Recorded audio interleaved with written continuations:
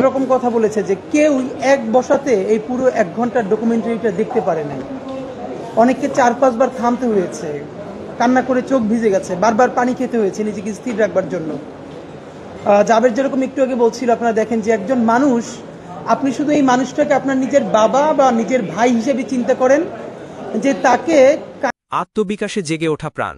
প্রিয় দর্শক, আপনারা দেখছেন বাঙালির 21 টেলিভিশন। প্রাসঙ্গিক প্রসঙ্গ এবং সংবাদ নিয়ে আপনাদের সাথে আছি আমি হৃদয় শিকদার রায়হান। ইনকিলাব মঞ্চের জরুরি সংবাদ সম্মেলন, ন্যায়, সংলাপ ও জবাবদিহির জোর দাবি। বাঙালির 21 প্রতিবেদক।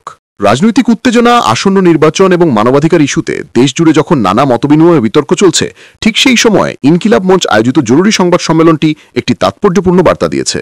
সংগঠনটি দেশের সামগ্রিক রাজনৈতিক ও নৈতিক পরিবেশের ন্যায়, সমতা ও জবাবদিহি প্রতিষ্ঠার আহ্বান জানায়। রাজধানীর জাতীয় প্রেসক্লাব মিলনায়তনে বিকেল অনুষ্ঠিত হয় নাগরিক সংগঠন ইনকিলাব মঞ্চ আয়োজিত এক জরুরি সংবাদ সম্মেলন।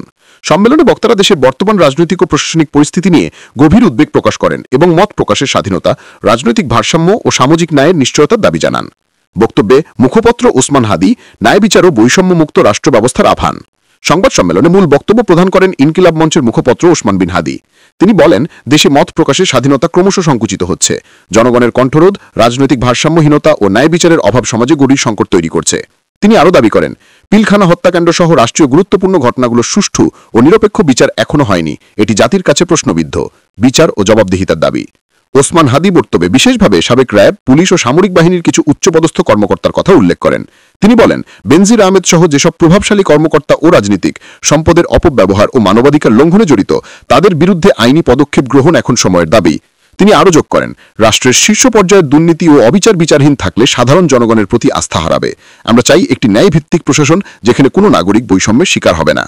বক্তারা বলেন, আসন্ন জাতীয় নির্বাচনকে সামনে রেখে সরকারের উচিত সব দলের অংশগ্রহণে খোলামেলা সংলাপ ও অবাধ নির্বাচনী পরিবেশ নিশ্চিত করা। ইনকিলাব মঞ্চের মূল অবস্থান, সংগঠনটি নিজেদের ন্যায় ও মানবতার পক্ষে নাগরিক প্ল্যাটফর্ম হিসেবে পরিচয় দেয়।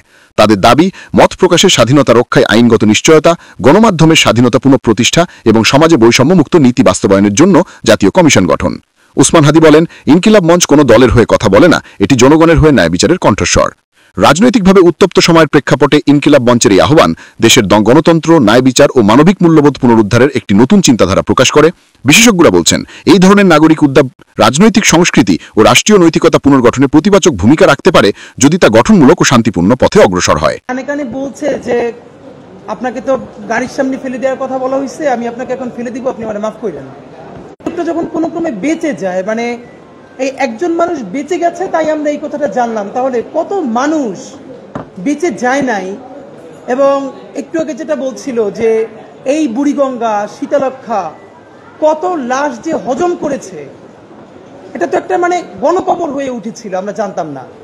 তো আপনাদের মাধ্যমে শুধু কয়েকটা কথা প্রথমে একটু বলি যে দেখেন, আমি আপনাদের মাধ্যমে আমরা ইনকিলাব মঞ্চের তরফ থেকে গুম কমিশনকে বিশেষ ধন্যবাদ জানাতে চাই। এবং আজকে এই সরকার অনেকগুলো কমিশন করেছে, তার মধ্যে দুটো কমিশনের কথা না বললেই নয়, যারা জীবনের সর্বোচ্চ ঝুঁকি নিয়েছেন, একটা গুম কমিশন আর একটা পিলখানা কমিশন। সুতরাং আমরা পিলখানা এবং গুম কমিশন তাদেরকে ধন্যবাদ জানাই। বিশেষ করে আন্তর্জাতিক অপরাধ ট্রাইব্যুনাল যে প্রসিকিউশন টিম আছে, তাদের অনেক সমালোচনা আমরা আপনাদের সামনে করেছি এবং তাদের সীমাবদ্ধতা আছে এটা জেনেও আমরা করেছি।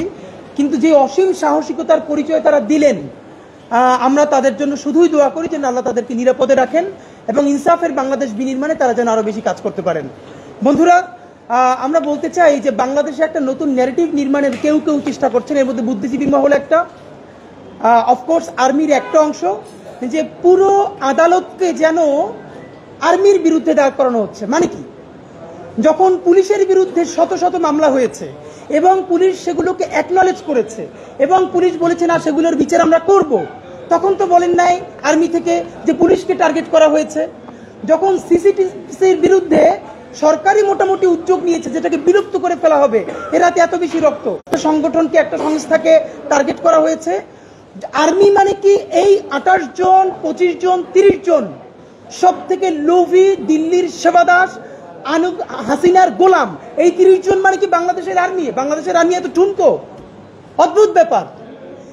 পুরো বাংলাদেশ আর্মিকে কারা এখানে এসে ধ্বংস করে দিয়েছে, তার প্রথম কাজ শুরু হয়েছে পিলখানা হত্যাকাণ্ডের মধ্যে। আপনাদেরকে মাধ্যমে আমরা একটু পরে দাবিও জানাবো, তবুও বলে রাখি, পিলখানা হত্যাকাণ্ড যারা স্বচক্ষে দেখেছেন, এমন অনেকে পিলখানায় সাক্ষী দিয়েছেন কমিশনে যে হিন্দিভাষী অফিসাররা পিলখানা হত্যাকাণ্ডের সময় নেতৃত্ব দিয়েছেন।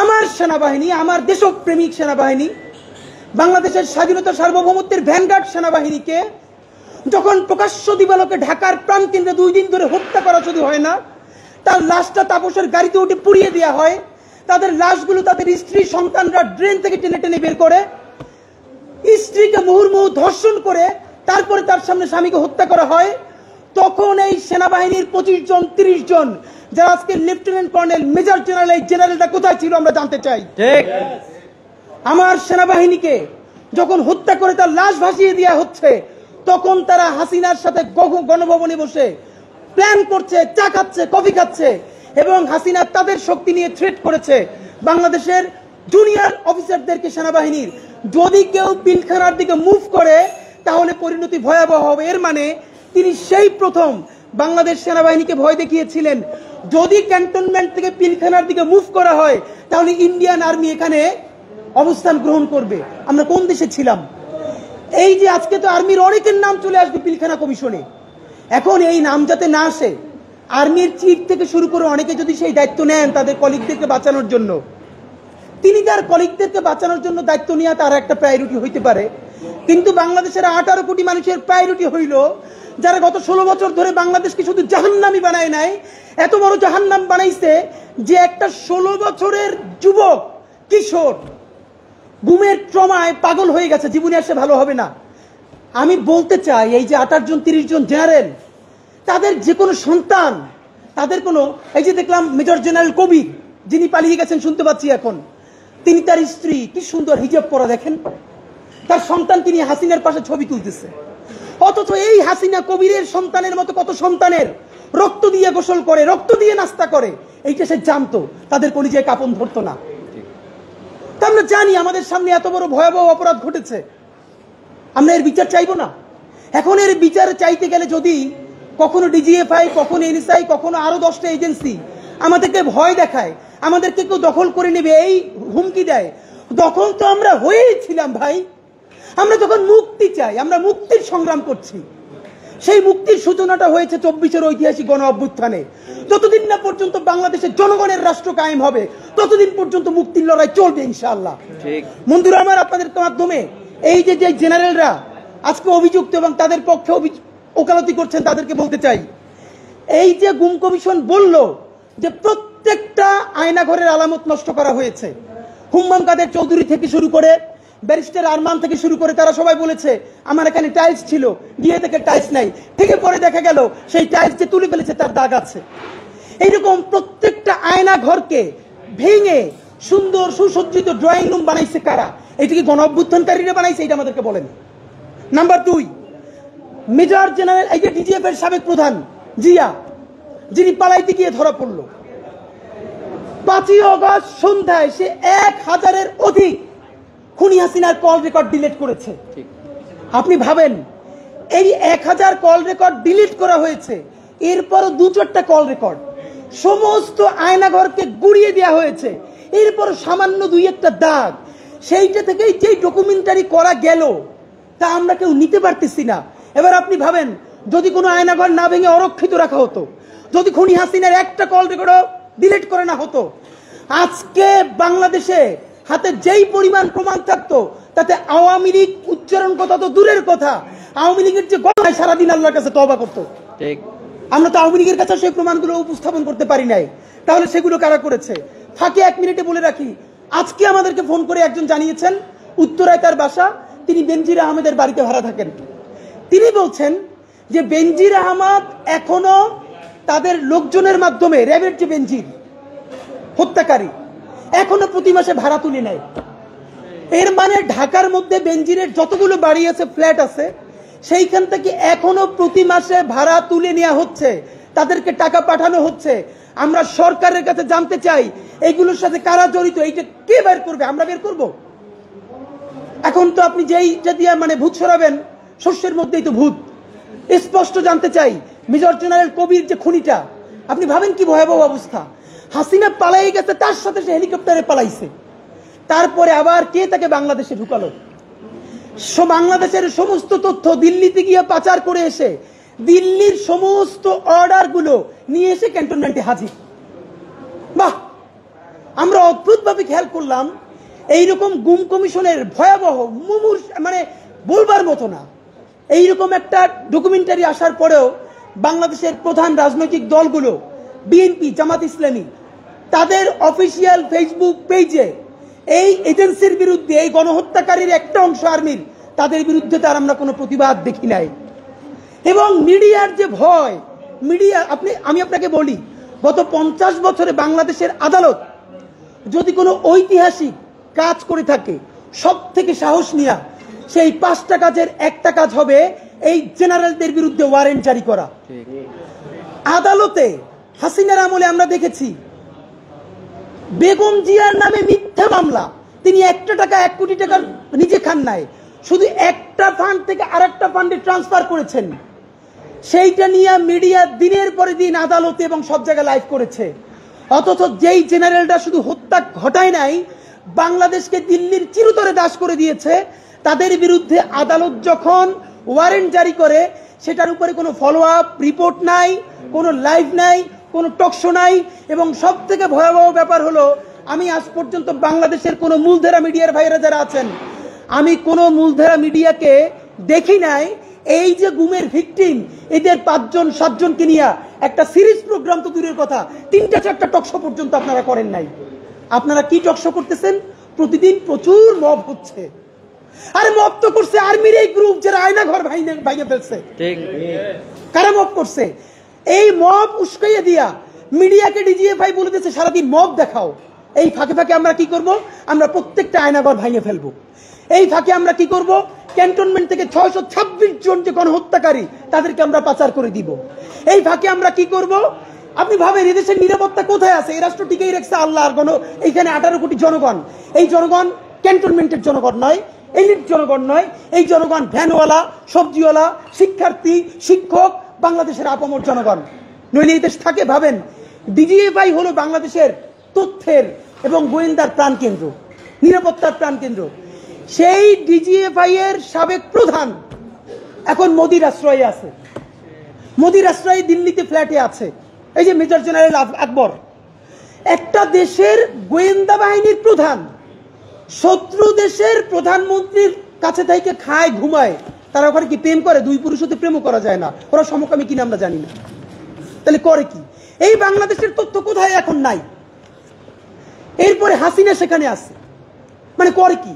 সব থেকে ভয়াবহ হলো কবির, সে হাসিনার নিরাপত্তার সাথে ছিল, সে গিয়া সমস্ত তথ্য দিয়ে এরপর আবার বাংলাদেশে আসছে। এখন আমরা শুনতে পাই সে নাকি 2-1 দিন আগে পালাই গেছে। আপনাদের মাধ্যমে জানতে চাই, অসমর্থিত জায়গা থেকে আমরা শুনেছি এই ওয়ারেন্ট জারির 1 দিন আগে আর্মিকে জানানো হয়েছে আগামীকালকে যেহেতু ওয়ারেন্ট জারি হবে আপনারা তাদেরকে পাস করে দেন। এবং ইতিমধ্যে তাদেরকে সেই এক্সিট দেওয়ার পরিকল্পনা চলছে, সম্ভবত কয়েকজনকে সেই এক্সিট দিয়ে ফেলা হয়েছে। আপনাদেরকে স্পষ্ট জানাতে চাই, এই রাষ্ট্রটা কি ভবিষ্যতে একটা পাকিস্তান রাষ্ট্র হবে নাকি স্বাধীন সার্বভৌম বাংলাদেশ রাষ্ট্র হবে? এইবার এইটাই চূড়ান্ত সিদ্ধান্ত গ্রহণ করতে হবে। পাকিস্তান আর্মি জনগণকে গ্রো করতে দেয় নাই। পাকিস্তান আর্মি জনগণের উপরে আধিপত্যবাদ কায়েম করবার কারণে রাষ্ট্রটা ফাংশন করতে পারে নাই। আমরা এখানে আর্মিকে আমাদের দেশপ্রেমিক এবং স্বাধীনতা সার্বভৌমত্বের সব থেকে বড় ভ্যানগার্ড মনে করি। কিন্তু যেটা হয়েছে দেখেন, এই আর্মির সকল জুনিয়র অফিসার জুলাই গণ অভ্যুত্থানের পক্ষে দাঁড়ালো। যখন আর্মির এই সিনিয়র গণহত্যাকারীগুলো তারা সবাই বসে দেখলো যে জুনিয়র অফিসারদেরকে কথা বলে মানানো যাচ্ছে না, সুতরাং এখন আমরা তাদের পক্ষে গিয়ে তাদেরকে নিরস্ত্র করি। কারণ আমরা জেনেছি অনেকে ঘোষণা দিয়েছিলেন তারা সিনিয়রদের আদেশ অমান্য করে যদি জনগণকে কেউ গুলি করে তারা তাদের বিরুদ্ধে গুলি করবে। যখন দেখলো তখন আর্মির চেইন অফ কমান্ড ভেঙে পড়বে। জুনিয়র অফিসাররা যেহেতু সিনিয়রদেরকে নিরাপত্তা দেয়, তখন জুনিয়র অফিসারের গুলিটা সেই গণহত্যাকারী মেজর জেনারেলের বুকেও চলে যেতে পারে। সুতরাং তারা দ্রুত অবস্থান পরিবর্তন করে তাদের পক্ষে চলে যাচ্ছে। এরপর তাদেরকে নিরস্ত্র করে শান্ত করে 626 জন গণহত্যাকারীকে পালাইতে সুযোগ করে দিচ্ছে। এরপর বাকি বাংলাদেশ কিভাবে করতেছে? বাংলাদেশের সেনাবাহিনীর সকল সিপাহী এবং দেশপ্রেমিক সিনিয়র এবং জুনিয়র অফিসারদেরকে বলতে চাই, আপনারা যতক্ষণ বাংলাদেশের স্বাধীনতা সার্বভৌমত্বের পক্ষে ছিলেন, হাসিনার অন্যায়ের বিপক্ষে ছিলেন, ততক্ষণ পর্যন্ত আপনাদেরকে জাতিগতভাবে সম্মান জানানো, আপনাদেরকে সেলিব্রেট করা এবং আপনাদেরকে নিরাপদ করা 18 কোটি বাংলাদেশের নাগরিকের দায়িত্ব ইনশাআল্লাহ। আপনাদেরকে কোনো সিনিয়র বদমাইশ, কোনো সেবাদাস আপনাদের কিচ্ছু করতে পারবে না। আপনার স্বাধীনতার উপরে থাকেন, সার্বভৌমত্বের উপরে থাকেন। এবং যেই 28 জনের নাম এসেছে, দেখেন এখানে আরেকটা ন্যারেটিভ আপনাদেরকে একটু আমি 2 মিনিটের সামারিটা পড়ে শোনাই। অভিযুক্ত বাহিনী, গুম কমিশন যেই বাহিনীগুলোর নাম বলেছে, খেয়াল করে দেখবেন ডিজিএফআই এবং জিআইসি মানে টিএফআই যেটা র্যাবের, এই দুইটা ছাড়া র্যাবেরই নাম আছে। যেমন দেখবেন যে র্যাব 1, 2, 3, 4 থেকে শুরু করে একদম র্যাব 11 পর্যন্ত, হাতে কোনো 2-1টা বাদ আছে। এখন এইখানে একটা ব্যাপার মনে হচ্ছে কি, যেখানে তো সবাই র্যাবের, আপনারা নিশ্চয়ই জানেন পলিটিক্সটা হলো র্যাবের গুম সংক্রান্ত যে অপারেশন, যাদের হাত ধরে এরা সবাই আর্মি থেকে পদায়িত ছিল। এজন্য এখানে আর্মি লেখার দরকার নাই। খুবই কৌশলের সাথে যাতে সরাসরি অ্যালিগেশনটা আর্মির বিরুদ্ধে না যায়, কারণ আর্মির বিরুদ্ধে যদি যায় তাহলে পিস কমিশনে তাকে নেওয়া বন্ধ হয়ে যাবে, ব্যবসা বাণিজ্য ক্ষতিগ্রস্ত হবে। এই জন্য সরাসরি আর্মিকে না রেখে তাদেরকে র্যাবে পদায়ন করেছে। র্যাবে পদায়ন করে তারপরে প্রত্যেকটা গণহত্যা এবং গুম তাদেরকে দিয়ে করেছে।